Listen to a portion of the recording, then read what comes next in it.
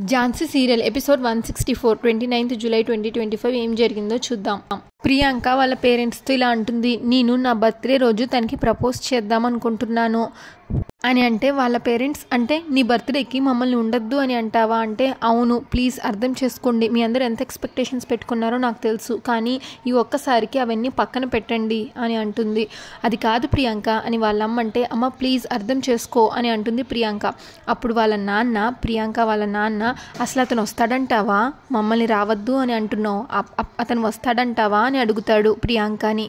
నువ్వు ఎదురైనా నీతో మాట్లాడాలన్నా ఇష్టం లేనట్టు బిహేవ్ చేస్తున్నాడు, నీ మీద కోపడుతున్నాడు, ఇవన్నీ నువ్వే చెప్పావు కదా, అలాంటప్పుడు నువ్వు ఇన్వైట్ చేస్తే తను ఎలా వస్తాడు అనుకుంటున్నావు, అనవసరంగా నువ్వు అతని పైన ఎక్కువ ఎక్స్పెక్టేషన్స్ పెట్టుకుంటున్నావు, నా మాట విని నీ డెసిషన్ మార్చుకోమ్మా అంటే అప్పుడు ప్రియాంక నా డెసిషన్ మారదు నాన్న, నన్ను మీరు ఎంకరేజ్ చేయకపోయినా పర్వాలేదు కానీ డిస్కరేజ్ మాత్రం చేయకండి అని అంటుంది.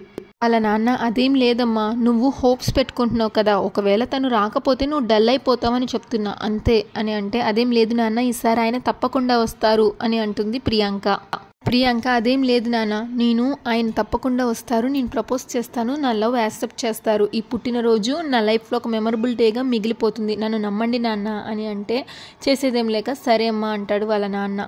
ఇంకా సారీ అని చెప్తే పర్వాలేదు, ముందు నీ లవ్ని సక్సెస్ చేసుకో, అప్పుడు ఇంకా జోష్తో గ్రాండ్గా సెలబ్రేట్ చేసుకుందాం అని చెప్పి ఎవరి పనుల్లోకి వాళ్ళు వెళ్ళిపోతారు. పిల్లలిద్దరూ స్కూల్కి రెడీ అవుతారు. వంశీ డల్గా ఉంటే ఏంటి వంశీ డల్గా ఉన్నావు అని ఝాన్సీ అడిగితే అక్క ఏం చేసిందో తెలుసా పిన్ని, మేమిద్దరం కిడ్డీ బ్యాంక్లో దాచుకున్న డబ్బులు మొత్తం తీసుకెళ్ళి వాళ్ళకి ఇచ్చేసింది అని చెప్తాడు. ఎవరికి అంటే ఏం లేదు పిన్ని, అనాథ శరణాలయం వాళ్ళు డొనేషన్కి వస్తే వాళ్ళకి ఇచ్చాను, సారీ పిన్ని అని చెప్తుంది వాళ్ళ అక్క స్వీటీ.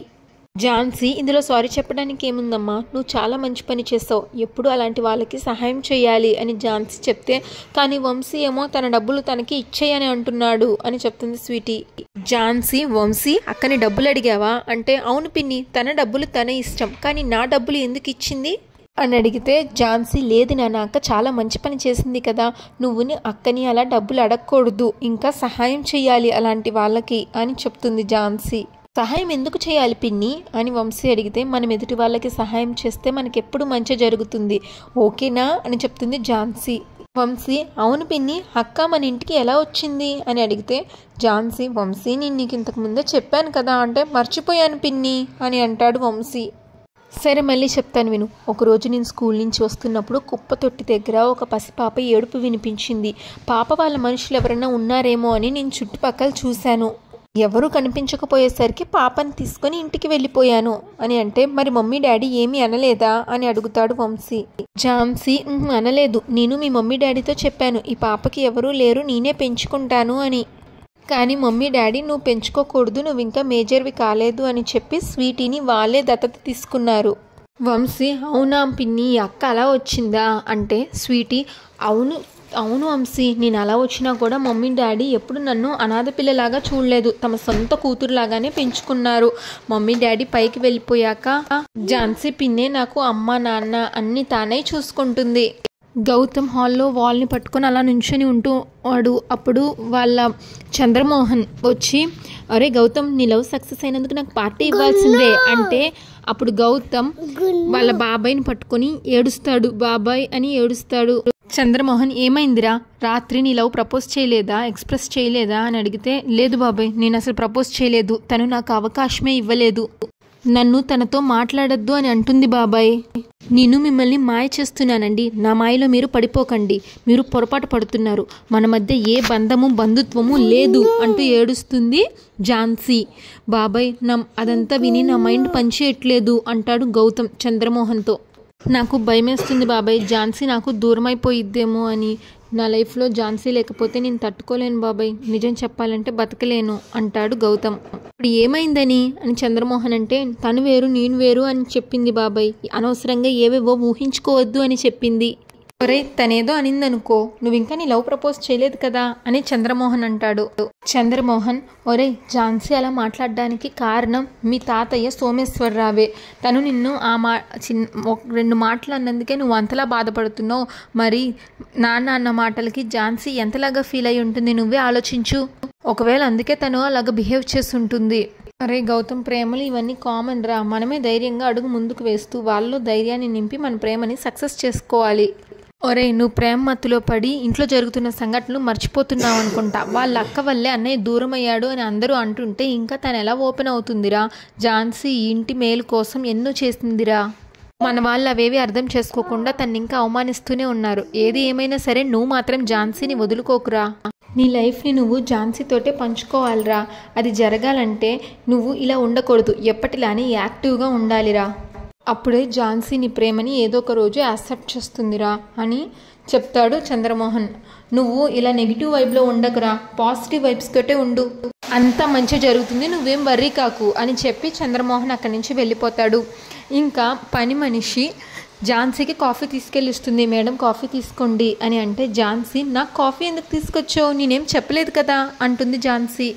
నాకు కాఫీ లాంటివి తీసుకురావద్దు, ఈ విషయం ఇంట్లో తెలిస్తే అనవసరంగా మిమ్మల్ని తిడతారు, వెళ్ళు అని చెప్తుంది ఝాన్సీ.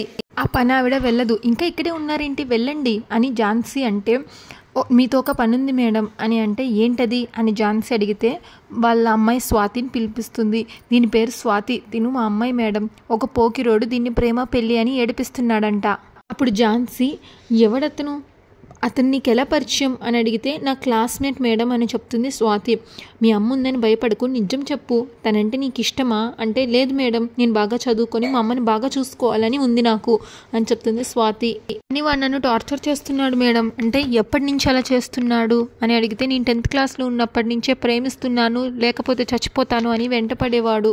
వాడి మాటలకు భయపడి ముందు నువ్వు 10th క్లాస్ పాస్ అవ్వు, ఆ తర్వాత చెప్తాను అని అన్నాను. 10th క్లాస్ రిజల్ట్స్ వచ్చినప్పటి నుంచి నన్ను వేధిస్తున్నాడు మేడం. నేను 10th క్లాస్ పాస్ అయ్యాను మేడం, వాడు ఫెయిల్ అయ్యాడు అంటే ఫెయిల్ అయ్యాడని నువ్వు అవాయిడ్ చేస్తున్నావా అని ఝాన్సీ అడిగితే చిచి లేదు మేడం, నాకు ఫస్ట్ నుంచి ప్రేమ దోమ ఇవన్నీ అంటే ఇష్టం ఉండదు, చదువుకొని మంచిగా సెటిల్ అవ్వాలని ఉండింది అని చెప్తుంది తను. స్వాతి వాళ్ళ అమ్మ, మేడం వాడి ఇంటి దగ్గర మొదలుకొని బస్ స్టాండ్, కాలేజు, ట్యూషన్ దగ్గర వేధిస్తున్నాడంట, నీ ఫోటోలు మార్ఫింగ్ చేసి అందరికీ చూపిస్తానని బెదిరిస్తున్నాడంట మేడం అని చెప్తుంది. మిమ్మల్ని నమ్ముకుని వచ్చాం, మీరే ఏదైనా చేసి వాడి పీడ పోయేలాగా చేయండి మేడం, మీ కాళ్ళు పట్టుకుంటాను అని అంటుంది ఆ పనావిడ. ఝాన్సీ, అవును మృణాలిని గారు ఉన్నారు కదా, తనకి చెప్తే ఈ కేసుని ఈజీగా సాల్వ్ చేస్తారు కదా అని అంటే మీకు చెప్తే మీరు ఖచ్చితంగా మాకు ఎలాగైనా న్యాయం చేస్తారు అన్న నమ్మకం ఉంది మేడం, మా లాంటి వాళ్ళకి అండగా నిలబడేది మీరే, ఇది నేను చెప్తున్న మాట కాదు మేడం, ఈ లోకం అంటున్న మాట, మీరే ఎలాగైనా న్యాయం చేయండి మేడం అని అంటే ఝాన్సీ, వాడిని నువ్వు బస్ స్టాండ్లో హెరాస్ చేస్తున్నాడు అంటున్నావు కదా, నేను చెప్పేది విను అని ఒక ప్లాన్ చెప్తుంది. ఇంకా సోమేశ్వరరావు లాన్లో కూర్చొని పేపర్ చదువుతుంటే రాజు అన్నాయన తీసుకొచ్చి ఒక 2 ఫైల్స్ ఇస్తాడు. అవి చెక్ చేసి సోమేశ్వరరావు వెరీ గుడ్, ఇన్ టైంలో ఫినిష్ చేశారు. ధనుంజయ్, కమల ఒకసారి ఇలా రండి అని పిలుస్తాడు సోమేశ్వరరావు. అందరూ వస్తారు. అప్పుడు మీ అందరికీ ఒక గుడ్ న్యూస్ చెప్పబోతున్నాను. గౌతమ్ గురించి నేను ఒక నిర్ణయం తీసుకున్నాను. వాడికి పోలీస్ జాబ్ ప్యాషన్ అది ఇది అంటూ పోలీస్ జాబ్లో చేరాడు. నేను ఎన్నిసార్లు చెప్పినా వాడు నా మాట వినలేదు. మీతో కూడా చెప్పించి చూశాను, కానీ వాడు ఎవరి మాట వినలేదు. దానివల్ల వాడు అరెస్ట్ వరకు వెళ్ళి వెనక్కి వచ్చాడు. నేను ఊహించిన దానికంటే పెద్ద శిక్ష వాడు అనుభవించాడు. ఏం చేస్తాం, ఎన్నిసార్లు చెప్పినా ఎవరు చెప్పినా వాడికి ఇవేమీ పట్టడం లేదు. ఇంత జరిగాక కూడా నేను మౌనంగా ఉండడం కరెక్ట్ కాదు. అందుకే నేను బాగా ఆలోచించి ఒక నిర్ణయం తీసుకున్నాను. మన గౌతమ్కి కంపెనీ బాధ్యతలు అప్పగిద్దాం అనుకుంటున్నాను అని అంటాడు సోమేశ్వరరావు. ధనుంజయ్ చాలా హ్యాపీగా ఫీల్ అవుతాడు. అప్పుడు నాన్న అంటూ నవ్వుతూ అంటే అవునురా, వాడిని మన కంపెనీకి CEO చేద్దాం అనుకుంటున్నాను అంటాడు సోమేష్. దానికి కావాల్సిన ఫార్మాలిటీస్ అన్నీ రెడీ చేయించాను అని సోమేష్ అంటాడు. కమలనేమో గౌతమ్ ఒప్పుకోడేమో అని మనసులో అనుకుంటుంది. ఇంతకీ గౌతమ్ ఎక్కడా అని సోమేష్ అనే లోపే గౌతమ్ యూనిఫామ్ వేసుకొని ఇంట్లోంచి బయటకు వస్తాడు. గుడ్ మార్నింగ్ తాతయ్య, నేను ఆఫీస్కి వెళ్తున్నా అని చెప్తాడు. అప్పుడు అరే గౌతమ్ ఇలా రా అని సోమేష్ పిలిస్తే ఏంటి తాతయ్య అని వస్తాడు గౌతమ్. దానికి మృణాలిని, ఏం లేదు నాన్న, తాతయ్య నిన్ను CEO చేద్దాం అనుకుంటున్నాడు. ఇకపై నువ్వు నీ పోలీస్ ఉద్యోగాన్ని వదిలేసి కంపెనీ వ్యవహారాలు చూసుకుంటూ తాతయ్య వారసత్వాన్ని నిలబెట్టాలి అని చెప్తుంది మృణాలిని. గౌతమ్ వాళ్ళ తాతయ్యని సీరియస్గా చూస్తాడు. అంతటితో ఎపిసోడ్ పూర్తవుతుంది. నెక్స్ట్ ఎపిసోడ్ ప్రోమోలో సోమేష్ గౌతమ్తో, నేను చెప్పేది విను, బిజినెస్ చేయడం మన వారసత్వం, నువ్వు ఫైల్స్ మీద హ్యాపీగా సైన్ చేస్తూ ఆర్డర్స్ వేస్తూ హ్యాపీగా లైఫ్ లీడ్ చేయొచ్చు. ఇంకా ఝాన్సీ బస్ స్టాప్ దగ్గరికి వెళ్తుంది. స్వాతి బాయ్ ఫ్రెండ్ ఎవరో చూద్దామని. వాడేమో ఝాన్సీ చెయ్యిని పట్టుకుంటాడు. చెయ్యొదలరా అని గట్టిగా విడిపించుకుంటుంది ఝాన్సీ. మరో పక్కన సోమేష్ ధనుంజయ్తో నా కలలో గౌతమ్ ప్రేమించి పెళ్లి చేసుకున్నది ఎవరినో కాదు ఝాన్సీని. ఒరే నువ్వు నాకు మాట ఇవ్వరా, నీ కొడుక్కి నేను ఎంచిన అమ్మాయినే పెళ్లి చేస్తాను అని నాకు మాట ఇవ్వరా అని ధనుంజయ్ని మాట అడుగుతాడు Somesh. Jhansi serial regular episode కోసం మా ఛానల్ని సబ్స్క్రైబ్ చేసుకోండి. ఈ ఎపిసోడ్ పైన మీ అభిప్రాయాన్ని తప్పకుండా కామెంట్ చేయండి. Thanks for watching.